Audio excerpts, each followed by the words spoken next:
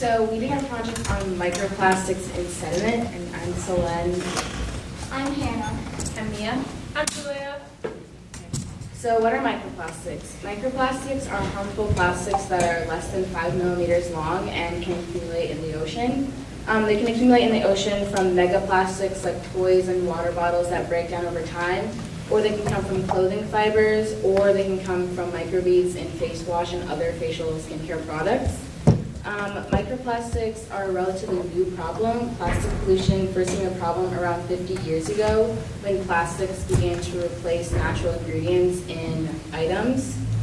And a single piece of clothing can produce 1,900 pieces of plastic fiber that can go into the ocean. And a study in 2015 found that over 8 trillion microbeads go into the ocean from the US every day. And we know that microplastics can be harmful to marine organisms. Like the first group showed that the mollusks that ate microplastics weight fluctuated a lot. And another study also showed that when oysters eat microplastics, their ability to reproduce is cut in half, which can really affect the marine food web.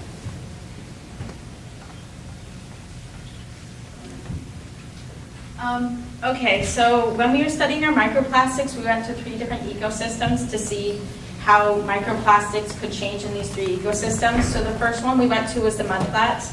So mudflats are areas of land that are protected by harsh waves. They are strips of land that are mud and sediment. So they collect layers of sediment from bodies of water like oceans and rivers. And because of the fine grains that they're made up of, we thought that this would contain microplastics. Okay, so the second location was the salt marsh. So salt marshes are areas of land that sediment has built up over the high tide line. So they are extremely helpful to us because they help stop erosion, they filter water, they absorb storm surges, and they are a nursery for juvenile organisms. They have salt hay in them like Spartina patens, and because of this, we thought that they would also trap microplastics similar to the mudflats near layers of sediment and plants. The final location that we went to was the beaches.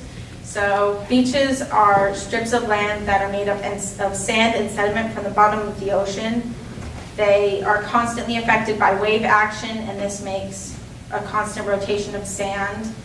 We thought that this would make it hard for them to keep microplastics because of all the movement.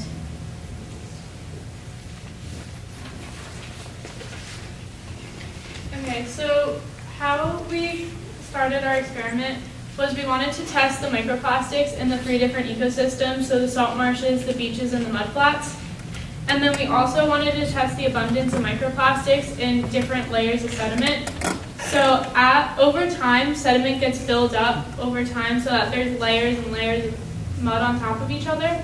So if you were to dig down really deep, that would be really old sediment, and then the top layer of sediment would be really new sediment. So we predicted, since microplastics are more of a today's issue and plastic wasn't used so much, wasn't invented since like the 1900s, that the top layer of sediment would have the most sediment, and then we also hypothesized that the beaches would have the most microplastics.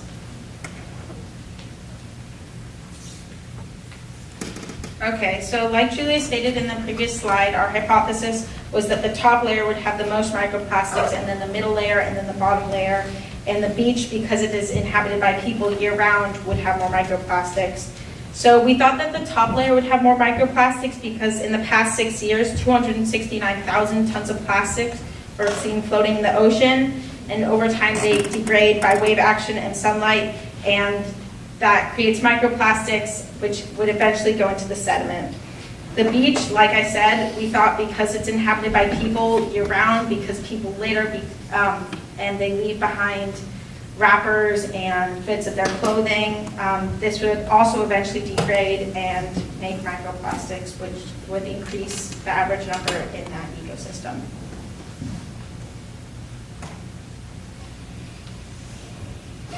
Okay, so as you can see on the map, we tested sediment at two different locations for each ecosystem.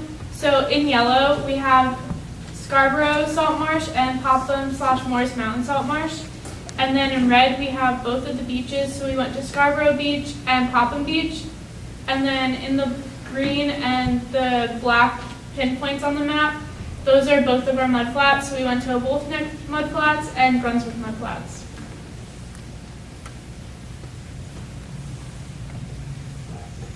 Okay, so how we exactly sampled sediment in the field for the Wolf's Neck mudflat and the beaches is we took a 25-inch PVC pipe and we dug it down, pushed it down into the ground so that it was about halfway down. And then we put on a cap of the PVC pipe to create a vacuum so that when we pulled up the PVC pipe, the sediment would still be in there.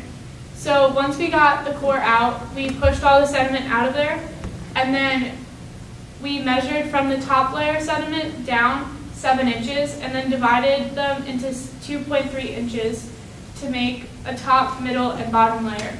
And then those layers were put into different mason jars. This is a picture of us at Wolf's Neck mudflats. The measuring tape we used to measure the sediment cores and then cut them at 2 inches each. And then put those pieces into the top, bottom, and middle mason jars.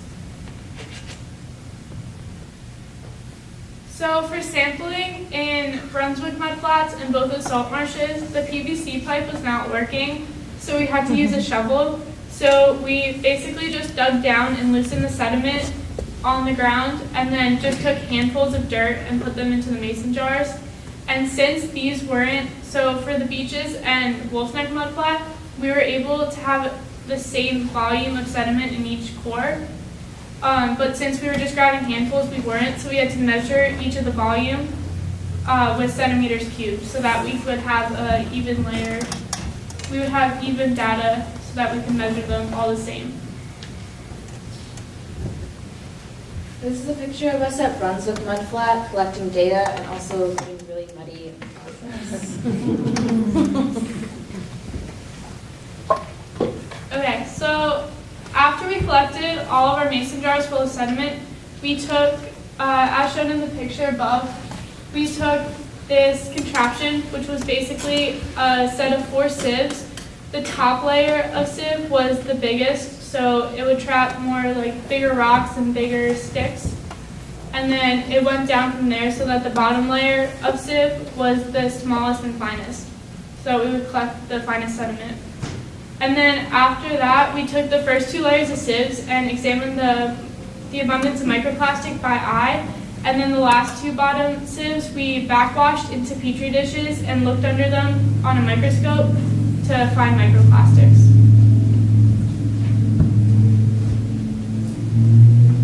So this is a graph of our distribution of microplastics over total on the top, middle, and bottom core layer.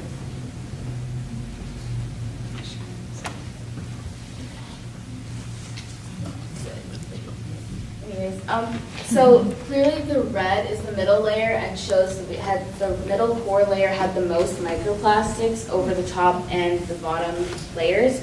And so this doesn't support our hypothesis because we thought the top layer would have the most sediment, but it still does show that about the first 5 inches of sediment had more microplastic than the bottom layer.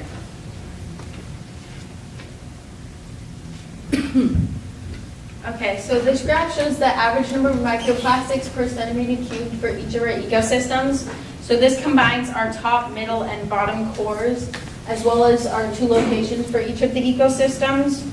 So based on the data, the mudflats had the most microplastics out of all of the other ecosystems, while the beaches had significantly less. So the line above each bar represents the possibility of our outcome if we took the test multiple times. So keeping this bar in mind, the mudflats and the salt marshes have a similar amount of microplastics, but the beaches still have significantly less. This graph shows the microplastics abundance at each location. The y-axis is the amount of microplastics per centimeter cubed, while the x-axis is the location. The first 3 locations top core, which is in red, it's in blue, has the most amount of microplastics than the other layers. The last 3 locations middle core, which is in red, has the most amount of microplastics than the other layers. Okay, so a summary of our results. So we found that the middle layer had the most microplastics, but like Solenne said, this still means that the top 5 inches of sediment had the most microplastics, and the top layer still had significantly more than the bottom layer, and also the middle layer obviously had that too. The mudflats also had more microplastics, so we created an alternative hypothesis for that, which was that the grains of the mudflat are so small and densely packed, they move a lot less freely, and the microplastics build up over time, like in comparison to the beaches where the sand is constantly moving, and it would make it a lot harder for the microplastics to stay in one place. We thought that the middle core of the Popham Salt Marsh and the Brunswick Salt Marsh, because as you could see from the last graph that we showed, it had significantly more microplastics than anything else. We thought that this was because of the location. So it was really busy and more people were there year round, and we found a lot more litter, just like huge pieces of plastic at that location than we did at any of our other ones. So like Mia just said, when we went to the Popham Beach / Morris Mountain Salt Marsh, the salt marsh was on the side of the road. So when we walked off the side of the road, there was a bunch of trash just laying there. So we picked up a Red Bull can, bigger pieces of plastic like a Mountain Dew bottle, and other plastic wrappers, along with cardboard things and metal things. And also what we found was in the sediment, we found a lot of organisms like Mercenaria mercenaria, which is the hard-shell clam, and Maya arenaria, which is the soft-shell clam, which mostly live in the mud. We also found sticks and rocks, which are expected since we were looking at sediment. Why all of this matters is because the animals in the ocean will end up eating these microplastics, and then we will eat these animals that have just ingested the microplastics, and we don't know what harm this could do to us. And as the first group talked about, the shellfish industry is really impacted by this, because the shellfish live in the mudflats, and that's where we found a lot of the microplastics to be. And there are other factors that could have, there are other effects that microplastics could have on the environment, but we don't know what they are.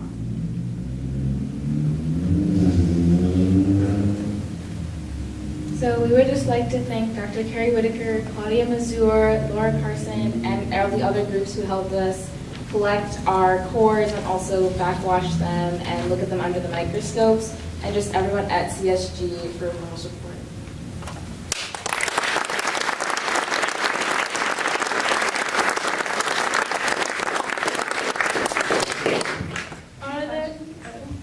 Are there any questions?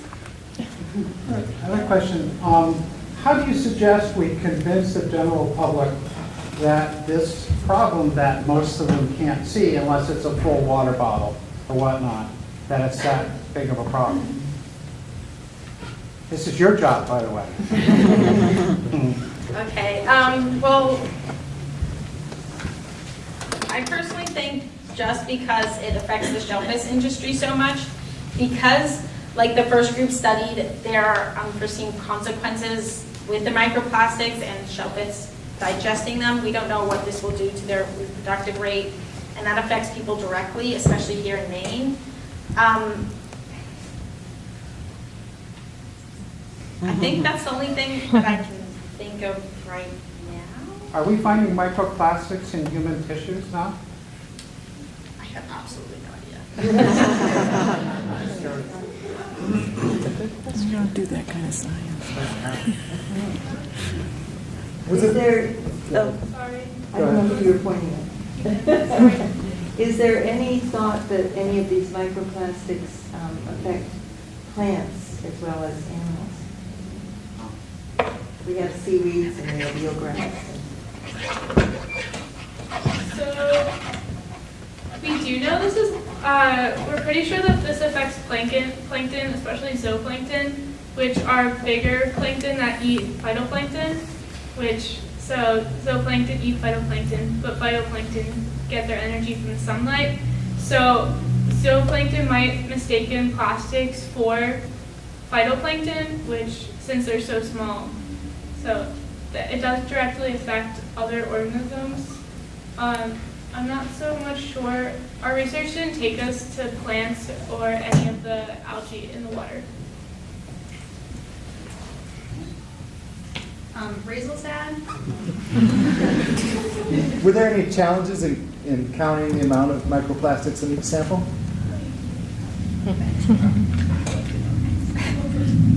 Yeah, because it took a really, really long time because we were going through so many petri dishes from so many different locations, and because you're constantly looking under the microscope, your eyes went funny after a while. And you had to like dilute it because the mud was so thick in some locations, so you had to put it in multiple petri dishes. So one petri dish might actually end up being like 6 or 7.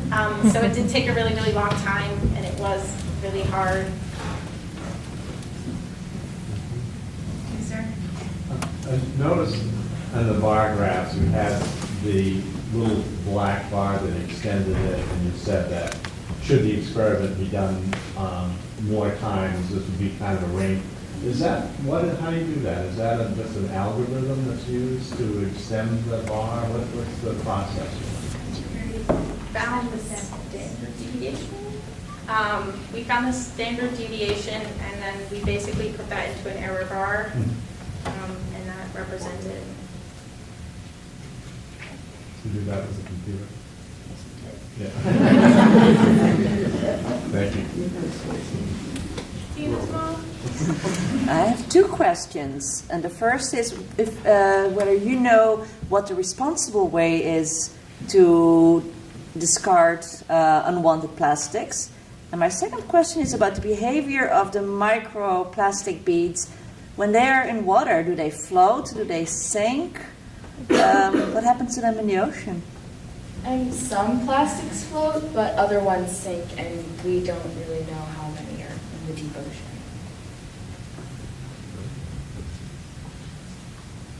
Tina's dad? And the, Oh, sorry. So I understand your hypothesis about the different levels, but can you estimate how old each, what would be the age of every sample or differences in age of the samples?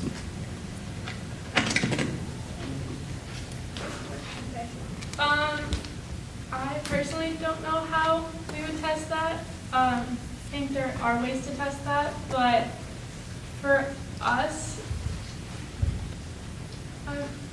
I'm not really sure since I don't know much about geology, so I'm not really sure how long it takes for each layer of mud to settle. So, but we do know that like the top layer is the newest. So probably with tides coming in and out, there's constant movement of the sediment on the very top layer. So that's probably the newest, and then the first inch or 2 would probably be still considered new sediment. you didn't answer my first question. Oh, sorry. Could you repeat that question? What is the responsible way to get rid of waste plastic?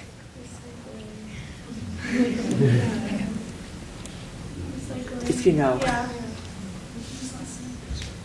Use less. I think it's better to like avoid it if at all possible, because it's really, really, really hard.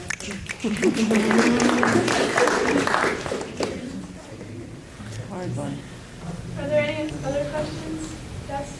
I read an article saying that there's actually no way to responsibly get rid of plastic.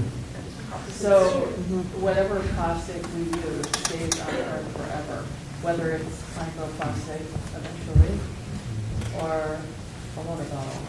There's no way to get rid of it. So it seems that we have to use it.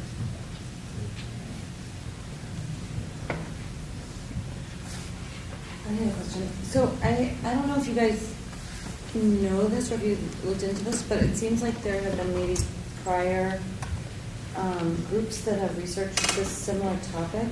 I'm wondering if you have any idea if there's a change in the results over time. Like if the groups who did it 4 or 5 years ago found any significantly less amounts of plastics. I mean, they might not have used the same methods, but... There is not a lot of research on this. So we're not exactly sure. It might be the same, but it also might vary just because of if their study was done in a different way than our study was. So since we only collected the first 2 inches as the top layer, their top layer might be the first 5 inches. So it really depends. Another question from Claire's. I'm curious to know if, and this is not just for your group, but all the groups that work with microplastics, if there's a way to differentiate between the microplastics you'd find on a water bottle versus on clothing, and if you took that into effect with any of your, did you question that, or to say, what would be the responsible thing to do with water bottles, we know, but then with clothing that's synthetic, that has become more popular with technology, if you're able to differentiate? So the clothing microplastic, it kind of looks like teeny tiny string. It's super thin, but you can normally tell it's a microplastic because it normally illumines color. With the things from water bottles, they're normally small circles like we showed on our slide and like the first microplastics group showed on their slide. What was the other part of your question? Just if there was a difference, and now that I know that there is, was there one that you studied over the other? Or found more of? I counted both of them. But I